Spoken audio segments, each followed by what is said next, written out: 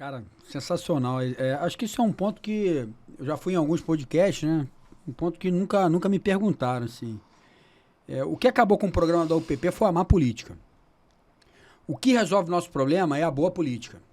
Não adianta. O que resolve os problemas de qualquer sociedade é a política. Só que tem a boa e a má política. Quando a má política entra, o tecnicismo sai. É automático. Os dois não ocupam o mesmo lugar no espaço. Então, quando o cara é técnico, a má política chega, automaticamente ele é expurgado. Por quê? Porque, normalmente, o tecnicismo, né, em alguns momentos, a alternativa que ele te propõe é amarga. E o mal político não interessa, ele só quer fazer coisa para agradar, ele quer fazer o populismo. Então, o problema da UPP foi exatamente esse. Eu sou muito recruta de polícia, né? Então, assim, mas eu estudo muito polícia. E o programa da UPP, ele é um programa que foi importado da Colômbia, que lá deu certo, e esse programa foi importado, que é o Plano Nacional de Desenvolvimento da Colômbia, que foi empregado na época do Plano Colômbia, que foi financiamento e tal, criaram um Plano Nacional de Desenvolvimento, e esse programa foi importado para cá, alguns oficiais foram lá e tal. Foi o único programa de polícia que eu vi funcionar, né, e nos dar alguma esperança. Aqui no Brasil, que o senhor diz, né? Isso, e nos dar alguma esperança e mudar uma realidade. Mudar uma realidade. Por que ele não deu certo? Porque o mal político, um vagabundo, né, contra a técnica, e eu participei da primeira UPP, 2007, até a implementação da última, que foi o prazo que eu tive no BOP. Se eu não estava no BOP, eu estava no choque, então eram as unidades precursoras do processo. A gente contraindicava, falava assim, não tem condições, a corporação não vai ter gás, não vai ter estrutura para implementar essa. Isso era falado. Isso era falado, relatório. E o cara não, porque o cara ele viu que aquilo dava voto e que aquilo seria a perpetuação dele e da quadrilha dele no poder. Era isso, pô, foi isso. Basicamente isso.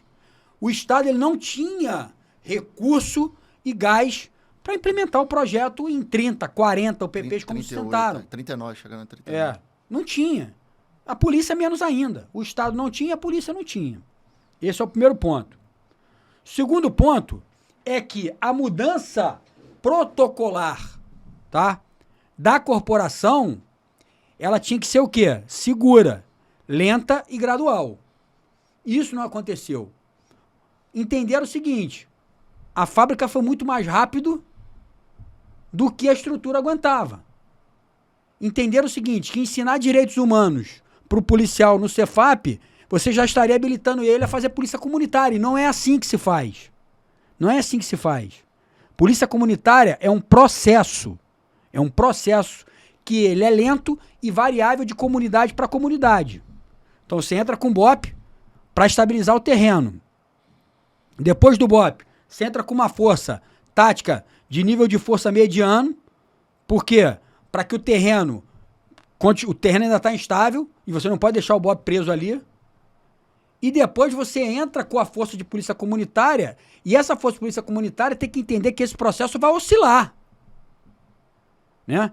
Por quê? Porque não vai ser você botando um garoto novo com uniforme diferente e com Constituição de Direitos Humanos que ele vai mudar a relação da polícia com aquela comunidade local. Isso é um processo. A única unidade de polícia pacificadora que funcionou e deu certo é a Tavares Baixo, que é onde está o BOP hoje. E tem problema. Às vezes tem uma discussão lá entre morador e polícia. É processo. Todo processo ele precisa estar sendo revisitado. Então, eu falava sempre para os meus alunos lá no Cefap, você vai chegar na comunidade, você vai dar bom dia para o morador, ele não vai te responder. No dia seguinte, você vai dar bom dia para ele não vai te responder. Você vai ter que vencer ele pelo cansaço. Você vai ter que provar para ele que você é diferente. Porque o policial que ele conhecia no passado era o policial que ia lá, metia um caminhão de bala, arrombava a porta da casa dele, muitas das vezes para fazer merda, outras das vezes para sobreviver, porque o tiro tá pegando no beco, você arromba a casa para entrar, mas tem muito policial bandido que entrava para roubar. Não é isso? E na cabeça dele você é esse policial. Então quem vai ter que romper esse ciclo de confiança é você, não é ele, não é o morador. A relação polícia-sociedade, o profissional é o policial. É ele que tem que fazer o certo. Não é o morador, não. Não espere do morador, não. Porque o morador ele tem um preconceito enraizado em relação à figura do policial, pô. E muitas das vezes com razão. Sim.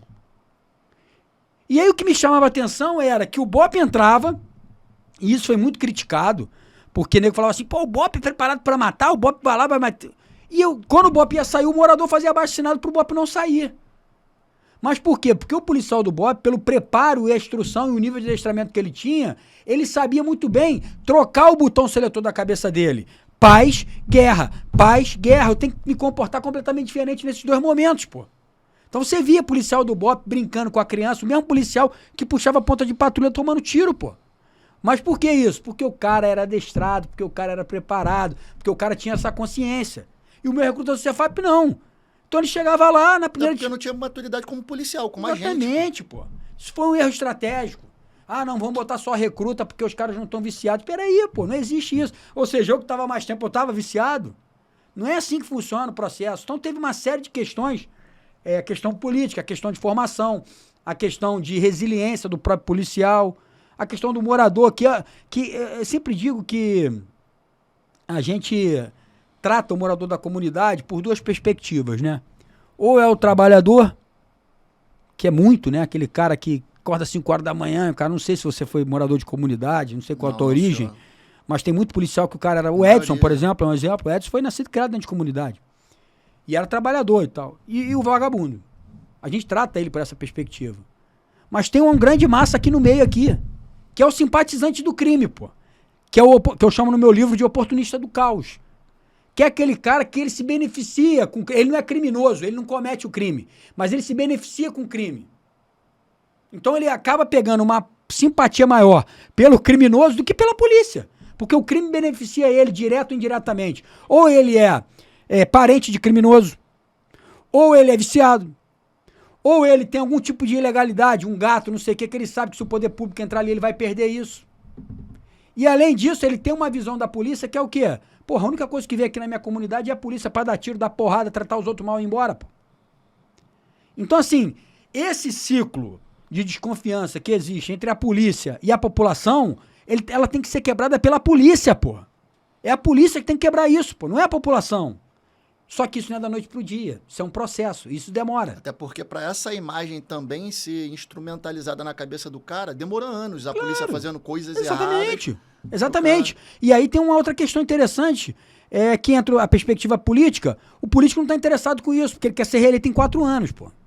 Então, para ele é muito mais fácil botar mais um PP, mesmo sem estrutura, em container, foda-se, forma um policial mal e bota lá, porque ele tem que comprovar isso em 4 anos, né? E você fazendo isso, a estatística cai. Só que ela não cai por muito tempo, porque a estatística, ela pendula. Então diminui o homicídio ou bate palma pro político. Ah, mas o container é o PP, o policial mais preparado. Ah, não interessa, eu já fui reeleito mesmo, já botei o meu, quem eu quero aqui. Então assim, os processos, eles são mais demorados do que a velocidade política. Então foi por isso que não deu certo. Mas poderia dar certo, ainda tem como virar esse jogo. Eu acredito muito, você dando passos atrás, né? Só que, cara, antes da gente querer mudar lá fora, a gente tem que mudar aqui dentro. Eu tenho que mudar a instituição aqui dentro. Eu tenho que mudar a polícia primeiro. Entendeu? E é assim que tem que funcionar. O policial tem que entender, meu amigo, cara, que o morador da comunidade não é inimigo dele, não, pô. Tem gente ali? Tem, claro que tem. Agora, eu tenho que agir dentro do rigor da lei.